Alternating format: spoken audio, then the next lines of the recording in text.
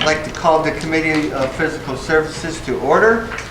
At this time, we have a presentation from Smart Watt, but Paul, I was wondering if you could give an introduction and how we got to this point. Oh, okay. Yeah, my main contact was Smart Watt earlier this year to Fulton County. We've done a similar project in Fulton County. And through conversations with my counterpart in Fulton County, highly recommended them, so I brought them in. They've done a preliminary assessment of the facilities, and I think they've come back with a substantial amount of savings, energy savings, and it's kind of a unique system and how it's implemented, how it's funded. Basically, it's funded through our utility line. We would leave our utility line as it is. Even though we're seeing savings, and part of the savings would go to Smart Watt to pay for the upgrades, and some of these, while they're not 100% energy efficient, we are getting some capital upgrades for our facilities and being able to pay for it through means other than bonding or fund balance and things like that. So I guess the technical stuff, I'll turn over to SmartWatt and let them introduce themselves, and they've got a brief presentation, and then I'll open up for questions. Thanks, Paul. My name is Greg Royer. I'm an account executive with SmartWatt. Also with me is Bill Clark.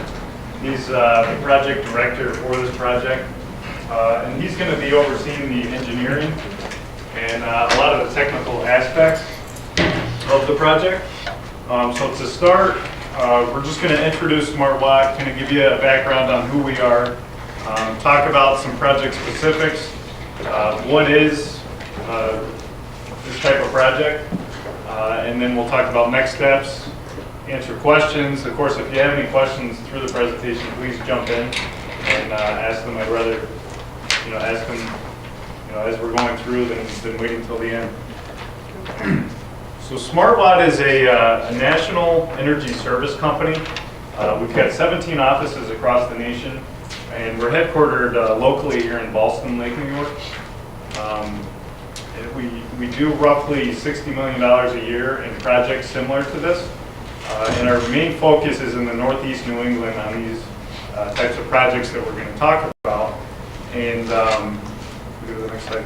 This next slide kind of gives you an idea of where we're located geographically throughout the Northeast. As you can see, in New York, we've got 3 offices that are, within,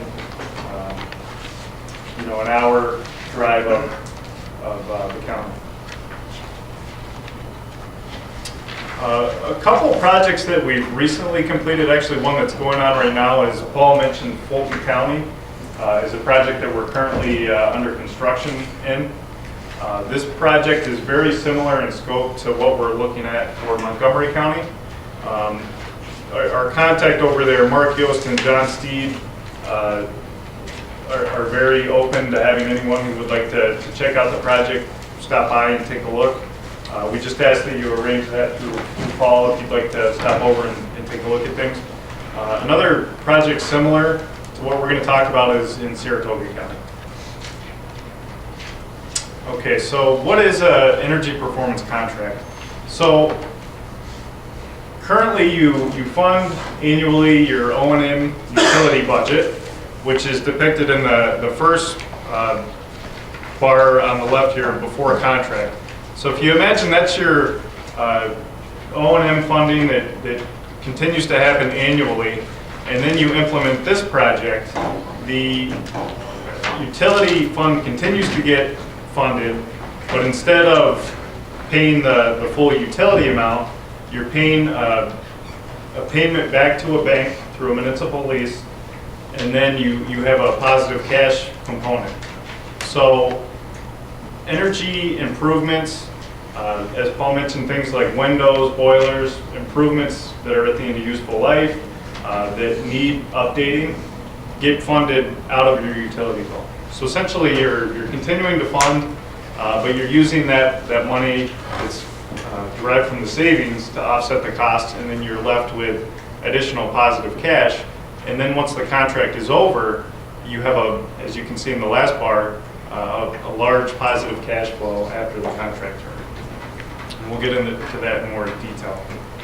In 1997, New York State passed legislation called Article 9 Energy Law. This allows municipalities to utilize that utility budget to pay for these projects through the savings.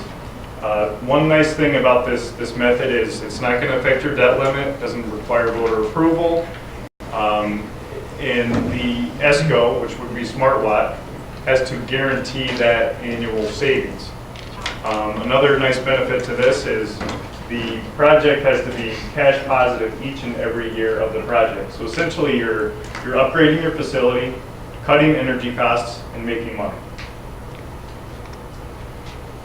And this would include your gas usage, your electric usage, water, which is big up at the jail. I think the county pays about 3 times what they pay in the village of Fonda up at the jail for water use. Deferred maintenance is a huge component of this.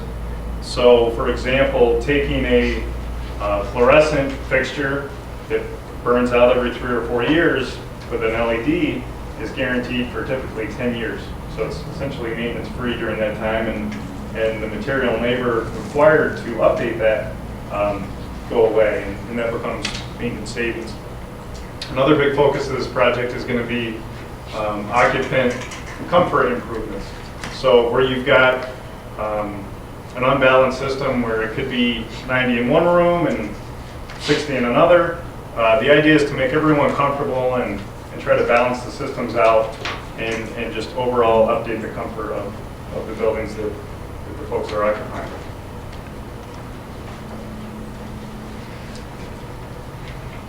So we touched on a lot of this. One thing that I do want to mention about SmartWatt that makes this unique is we employ about 130 electricians on staff. So a lot of this work, especially on the electrical side, is self-installed by SmartWatt. We are a Tier 1 partner with National Grid. With that relationship, we're able to maximize utility incentive that's available. So all the measures that we're looking at are going to qualify for some type of utility incentive that are going to offset the cost of this project. And we'll talk about that in the next couple slides, or at the end of the project scope when we get into the financials. But I'm going to turn it over to Bill to talk more about the actual scope that we've identified.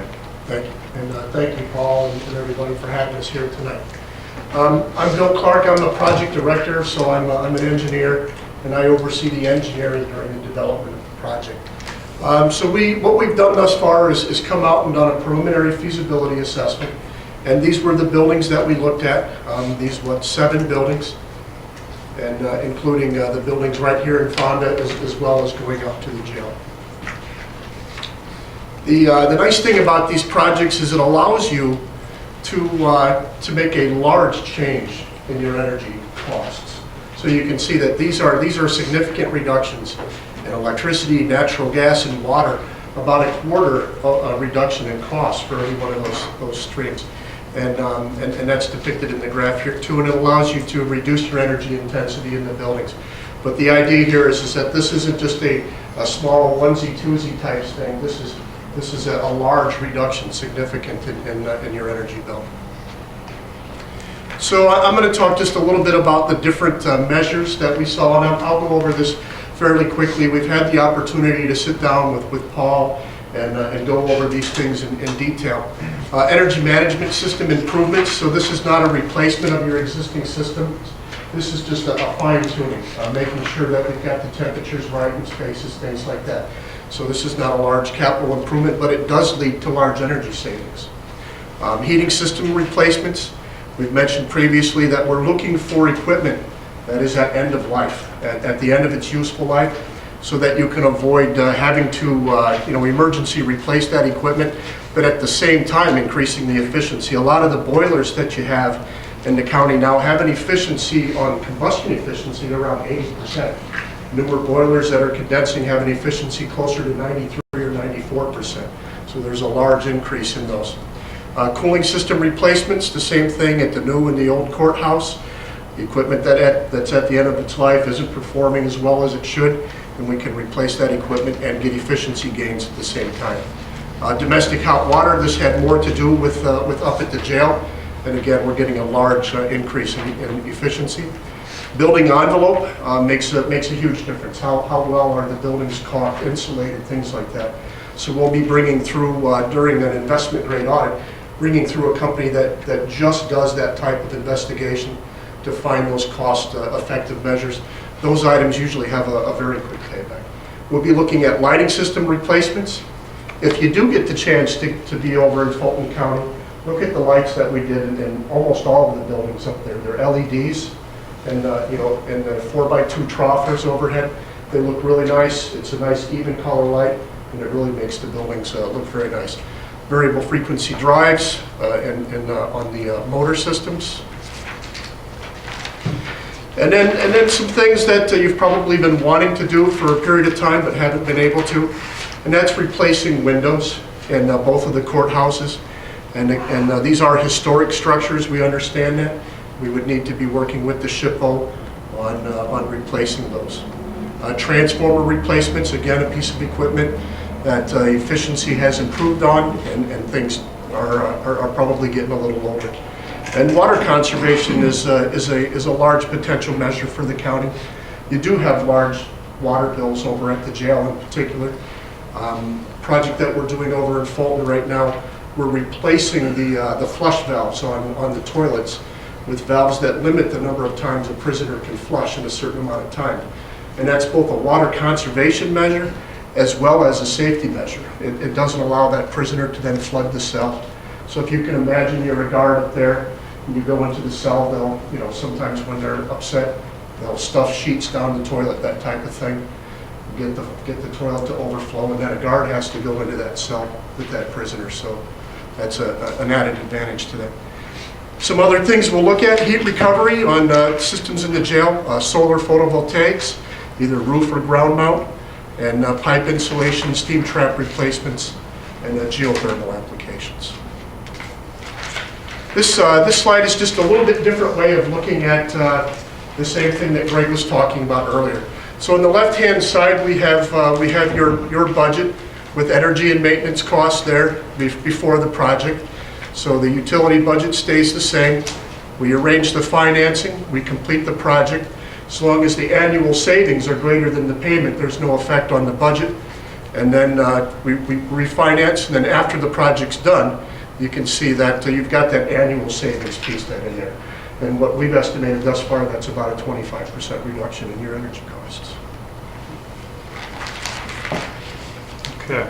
All right, I'm going to talk to you now about the financing. How does, what's the cost for all this? How does that all work?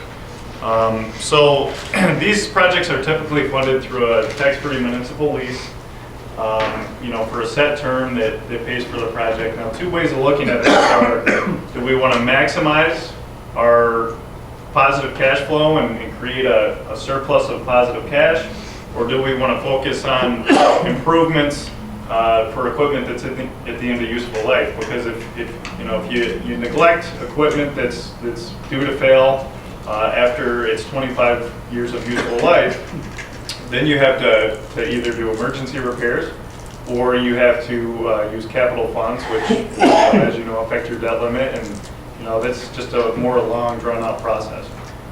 So we'd be, during the financing, we would bid out to 5 to 6 brokers that we have relationships with and procure the best possible rate to get this project to move forward.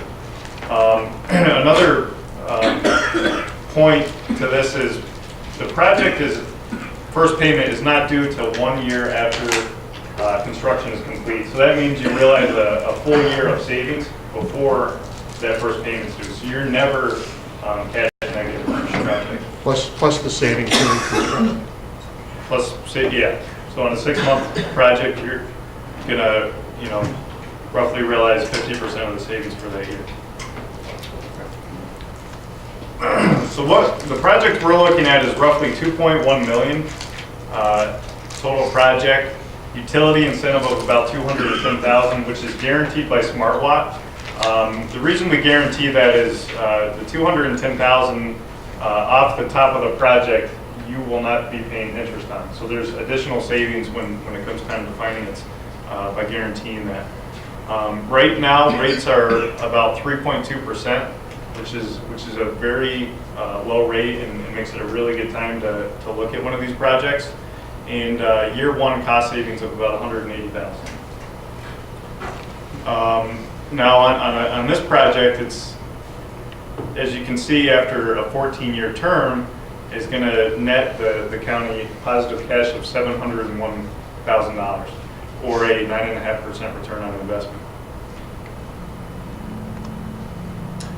This chart just kind of shows you how the positive cash accumulates over the 15-year term. Just a depiction of the last slide. All right, now the process. So we've worked with Paul, we've analyzed bills, we've run calculations, we've surveyed all the buildings at a preliminary level. The next step is for us to do an investment grade audit, to really get in here, put up logging equipment, send a team of engineers in to really analyze every component of the building, and then come up with an investment grade audit or a construction ready report, to go to the next step, which would be construction. Now on this chart, there's an arrow that says we are here. We've already completed a preliminary feasibility assessment, which is the second handout underneath the presentation handout. That's going to have a lot of detail as to what we've looked at so far, some of the calculations and savings that are associated with each of the measures. Because this is complete, it puts us at the next step, which is to either issue an RFP and solicit to energy service companies to respond to a project like this, or the preferred method is typically to contract directly with the utility, which is National Grid. That's called a utility energy service contract. Once National Grid is brought on board and the county agrees to the contract language, then National Grid can appoint SmartWatt as the sole source provider to implement this project. Or National Grid can do a competitive bidding process. So it's entirely up to the county, what process makes the most sense. Then the investment grade audit is complete. County accepts the project and SmartWatt begins construction. And then once construction is complete, we expect that to be about a 9-month timeline. SmartWatt trains, commissions, and then provides ongoing support for the county. And one thing that we should also mention, so what we've given you now is what we call a preliminary feasibility assessment. So it's a list of recommendations that we think you might be interested in. During the investment grade audit, we utilize spreadsheets and a lot of interaction with the county so that we develop the scope of work that the county wants. For example, there are buildings in the county that are being repurposed and that type of thing. And we would take that into account. And if you didn't want to do a measure in a certain building, we can just say no to that. If you want to do this group of measures, we can say yes to those, and we can put together the project that is the best fit for the county, rather than just what's in the preliminary assessment now. Does anyone have questions? What happens if we change our direction on our facilities and say, for instance, we build a new building and we abandon an old building? What happens to the debt service? That there must be debt service that's going to continue on with that. Right. And I think that's the reason why, and that could be an issue. And I think what we need to do is to make sure that we understand the county's plans and why it's so important to have that interactive process. And so we know a little bit about what the county is doing, with the addition at the jail. We have met with CT now already and gone through that so that, whatever we're recommending is in line with what those designs are coming out to be. but it is important, you know, measure by measure to make sure that it benefits the county's future needs. Now, in a building like the annex, where you do plan to vacate that after a certain time, it still might make sense to do a lighting upgrade that has a 1.5 year payback if you're going to be in there for 5 years, because then you're still realizing 3.5 years of straight savings.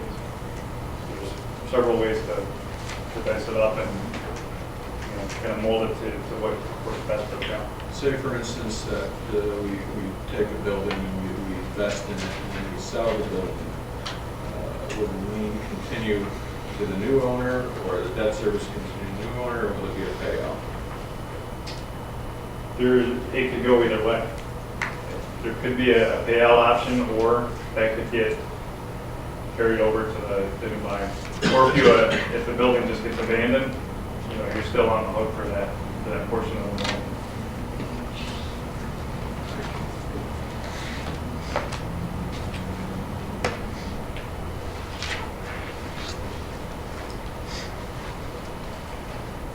Okay, just one last point. At the end of the Q&A slide, there are several detailed slides that touch more on, you know, detailed cash flows. The steps are listed in more detail. And then, of course, if you have any questions for Bill or I, feel free to give us a call.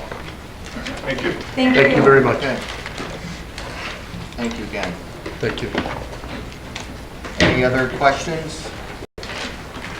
What I'm going to ask the committee is for support to start the next step and establish a resolution for next month. In the meantime, you guys can go home and study your material. And if you have any questions, I'm sure we can get somebody to answer them, or we can have these gentlemen back. And then I guess the next step is hopefully we'll have a resolution next month if everybody on the committee is in favor to move forward. Okay? Joe? Good? Okay, good. Okay. We have a resolution authorizing the county executive to sign the contract, general liability, and other prudent insurance coverage. Have a sponsor in a second. Barbara? Ryan? And Matt, would you like to talk about this before we get into questions? Sure. This is our general liability resolution, correct? Yes. We've been, you'll notice in the resolution, it's two different companies, and there's a not to exceed $425,000 for our insurance for next year. That is because we are still negotiating at this point. However, we know we are going to go with one of these two companies, and it is going to be below $425,000. Actually, what we expect it to be is closer to $400,000. So let me put that in perspective. Last year, our coverage cost the county about $550,000. So when you add in the payment to our new broker, this is about $100,000 savings for the county. And if you take it a step further, where we have the most of our challenges and our claims is related to our law enforcement policy. In that policy, we're taking our coverage from $1 million to $6 million, which is a big step forward. And we're also reducing our deductibles from $100,000 to $50,000. So this was a job well done by Cool Insurance. Very pleased with the results, the fact that we're getting savings and we're having better coverage. I'm really thrilled, and I'm hoping that we can have your support here tonight, so I can go ahead when we do finalize and sign these contracts and get our coverage in place for next year. Thank you, I'd Matt. be happy to answer any questions about the process. I did send a spreadsheet over to Cheryl that everyone should have that shows the various carriers that we were negotiating with. This was a pretty aggressive process over the last few weeks, and we worked to reduce the cost to the county, and I think we've done a fantastic job in this process.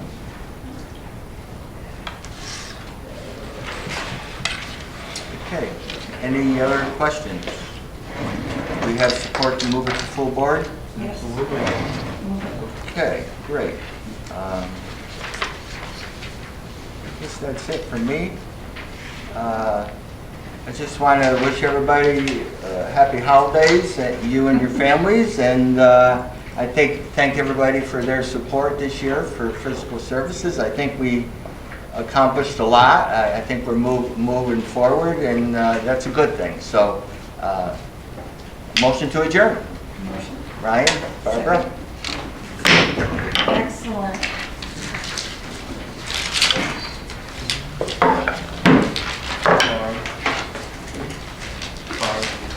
You want to just wait a second and I'll get the... This out? Oh, Yeah. okay.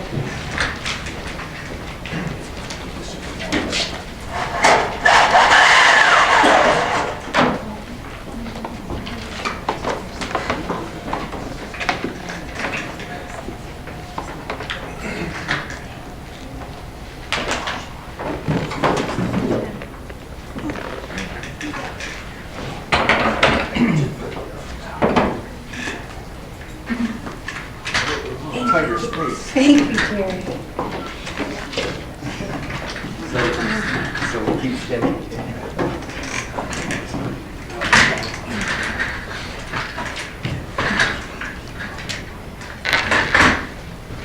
Okay. All right. Remind me. All right. I'd like to call the Personnel Committee meeting to order.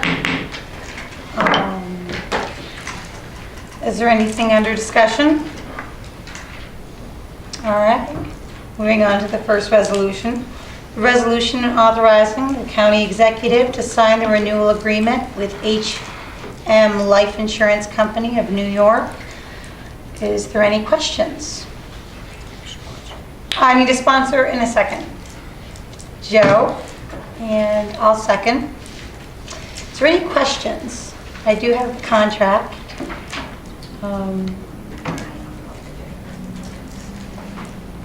And they did, and it was uploaded today, so if there's, you can open it. Tom? You and I had a discussion yesterday. This is the stop loss. Yes. You said the stop loss is now at 200,000. Yes. Were we right or wrong? Did you check into that? Wasn't it 100? It was in previous years at 100, but now it's at 200 for each employee. So, but it's by far, I did speak to the county executive today, and I'll open it for him to discuss, but it far outweighs. It's the most prudent to do, and there's no municipality who does not have stop loss when they're self-insured, but I would welcome him for him to speak if he'd like. Yeah, my question isn't whether or not we should have it. We need it. It's going from the 100,000 to the 200. We have used it. Or have we been at 200? I thought it was 100. Yeah. No, the current level is 200, is my understanding. And, It is. You know, I received the breakdown from the broker on the benefits and the positives and the negatives related to whether we have that 200, 175, 150. The recommendation was to keep it at 200, as I understand. You know, basically, you know, if we had three major issues, that would be that breaking point where we would, you know, ultimately save money. So really, it's just mitigating that. So it's at 200 right now. That's my understanding. It is. Must have changed a couple of years ago.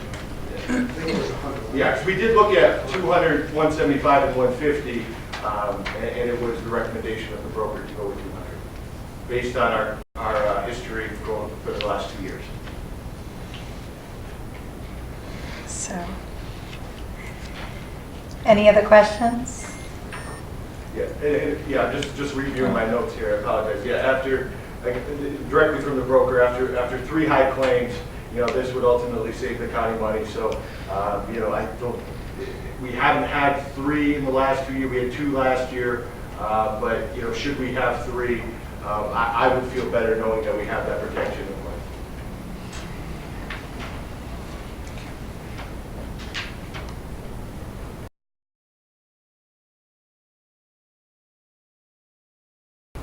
Okay. Wishes of the committee? Full board? Full board. Okay. On to the next resolution. Resolution authorizing county executive to sign agreement with third-party drug and alcohol CDL testing administrator with Eastern Medical Support, EMS. Sponsor in a second? I'll sponsor. Ryan, I'll second. And discussion? Wishes of the committee? Full board. Full board. Okay, next resolution, resolution authorizing county executive to sign agreement with Kronos Time Clock Maintenance. Sponsor in a second. Ryan, Martin. Wishes of the committee? Full board. Full board. Okay. All right. Anything under other? All right. And I thank you from the Personnel Committee. And now I'll take a motion to adjourn. Ryan and Martin. All right. Thank you. Can you get through? I can.